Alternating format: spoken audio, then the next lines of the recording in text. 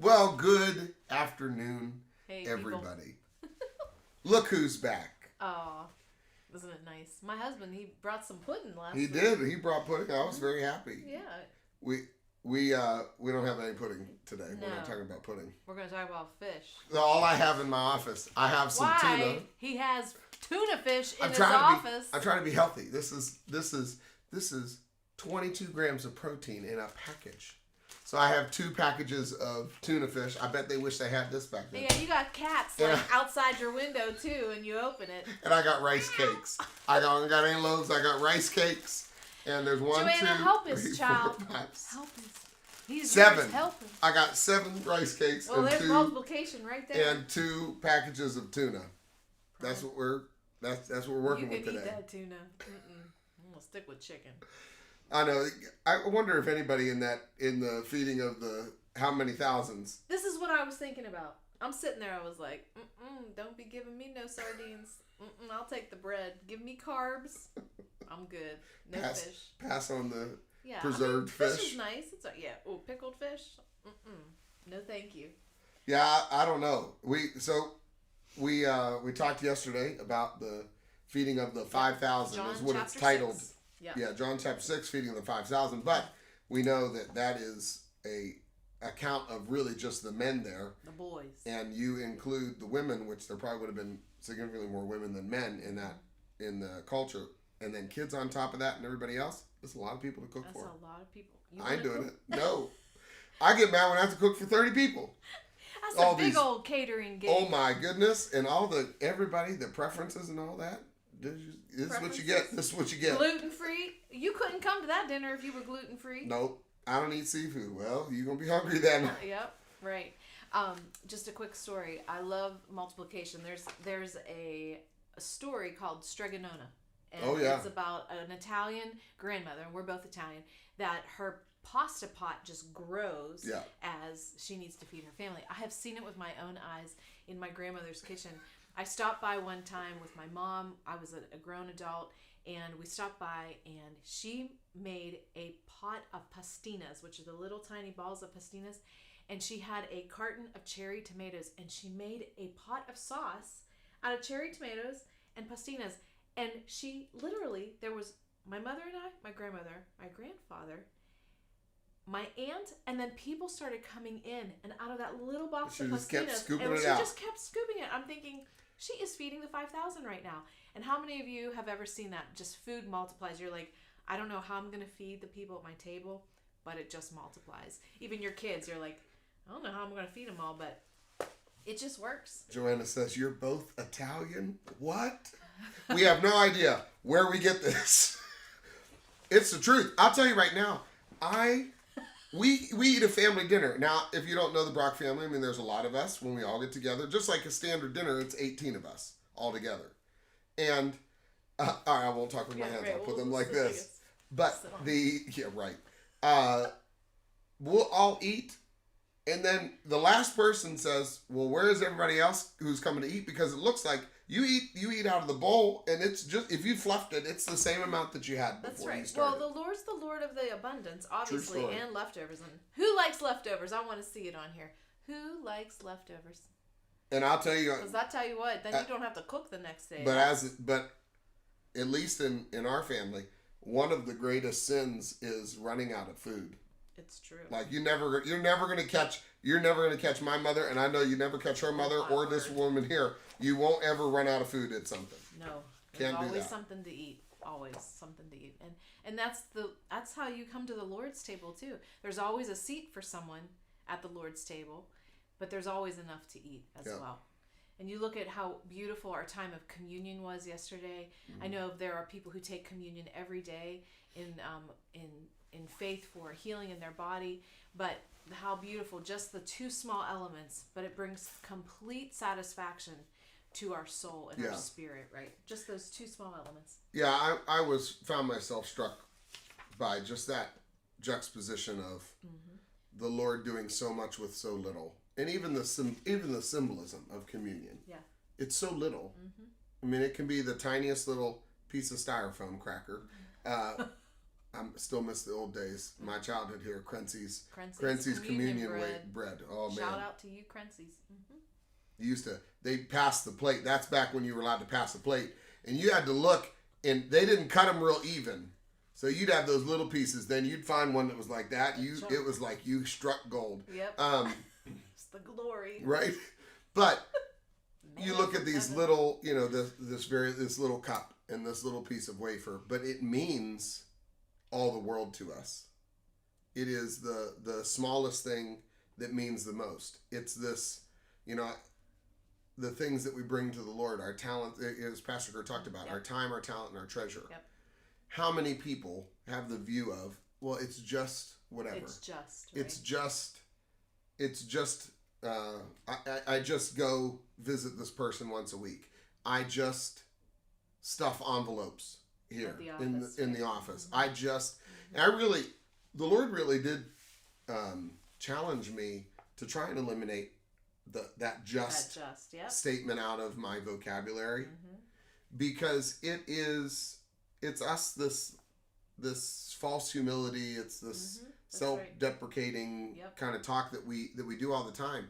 And I loved Pastor Kurt driving home, like, how dare us dictate what God can use? How dare us in our finite minds dictate an infinite God?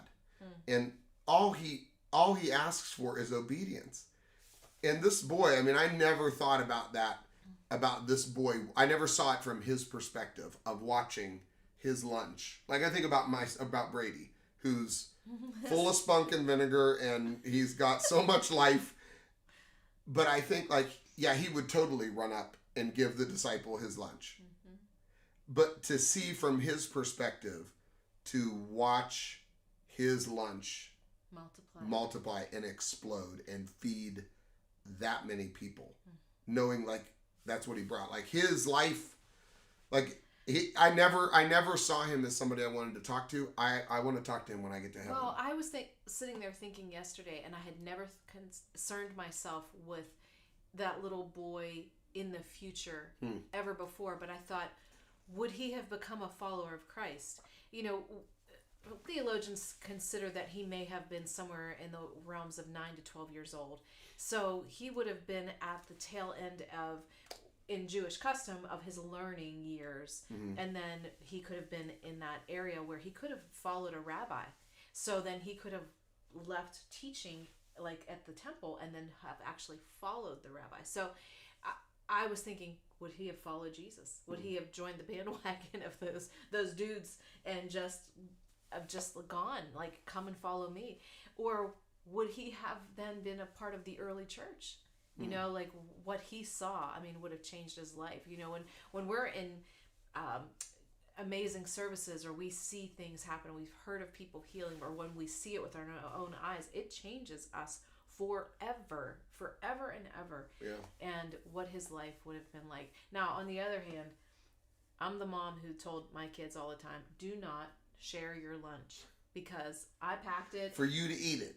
You eat it, and because they would have traded their good sandwich for Cheetos, or traded their grapes for a cookie, and they would have come home with no good nutrition in their system. So do not share your lunch. Yeah, Joanna brings up a good point. She just said, could be common to hold tight to what you have when it's scarce. What if the boy had let fear of going hungry put his lunch back in his pocket? Or what if Andrew had seen it and says, that's not enough to help, buddy? I'm sorry. Right. It's nice. And it is a perspective to say, I would love to know how Andrew brought the lunch to Jesus. Did he bring it sarcastically? Did he bring it hey, this is all we got? So what we think is scarcity is more than enough. Yeah. Yeah. So did he bring it did Andrew bring it full of faith? Man, I've seen Jesus do some crazy stuff. What can you do with this? Yeah. I don't know. I wish I'll have to ask Andrew when we get there. It's a beautiful how he said that. But yeah, that whole concept of, man, God can do so much with just a small amount of obedience. So the question remains today, and as you are munching maybe on your lunch today, or maybe you're going to watch this later on this evening when maybe you're munching on a little snack after dinner, what is in your lunch? What's in your lunch, and what can you offer to the Lord? He's already given it to you. Yeah. He's already been the provider. The provisions have come from him. Yeah. So what is in your lunch? If you're peeking into the bag, what is in the sandwich bag? What's wrapped up in tinfoil? And as you look at it, what can you offer back to the Lord? And, there was a great prophetic word over those with administrative skills. And we've received some great feedback already on those who felt a sincere touch from the Lord on that gift. And so I just continue to implore that for those of you who have those administrative gifts. I'm one of those as well.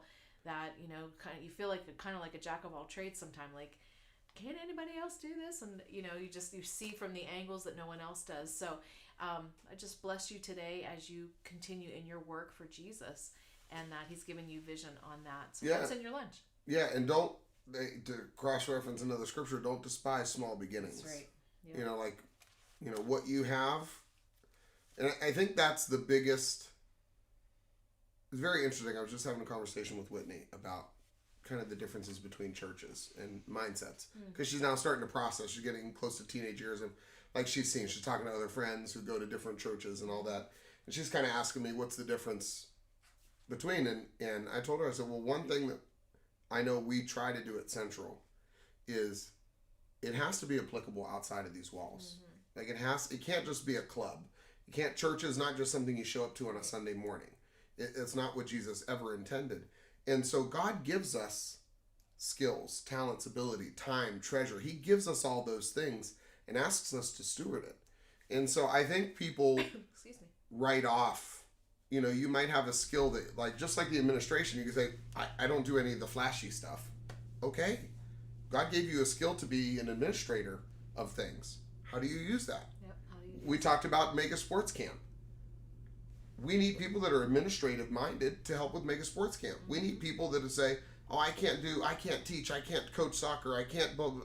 No, but can you keep a checklist to help keep other people going? So it's like, there's all sorts of things, and it's not just within these walls. It might be, what do you have in your lunchbox for a coworker today? That's right. Or what about your child who has stepped away from the Lord? They know, but they're not living that way right now. You might have something in your lunchbox that can help minister to them that you've kind of just been ignoring, and it might be time to dig into those corners of the lunchbox. Yeah, and clean out some extra crumbs that might not need to be there either. Hey, when we continue on in John chapter 6 next Sunday, we are going to be reading, starting today, about when Jesus walks on the water. Yeah. Jesus walks on the water. I want to provide some context, though, too. Chris said yesterday, these stories that are repetitive through the Gospels kind of take some time to cross-reference in the Word what is happening all around it. And I just want to provide some context, too, that when Jesus broke away prior to the feeding of the 5,000, it was because his own cousin had just been beheaded, and he wanted to break away to go to pray. And he took with him just a few of his disciples and took some time for himself, but the crowd followed him. And so Jesus never turned away the crowds. He always went to minister, and it was then that the biggest thing happened, was feeding of this 5,000. And then the very next thing is another testimony of faith in action. And that is when Jesus calls Peter out into the water. Yeah. Another one of the play-by-plays that I hope we get to watch someday. Film strips. Yeah. So look for your text today and your email about the passage of Scripture to read, as well as your prayer to go with it, to keep us all on track. And we will see you next week. What's in your lunchbox? Well, how are we going to walk on water next week? I don't know. That's you got to get the props for that. Okay, I'll get a kiddie pool. We'll be outside with snorkels. Bye.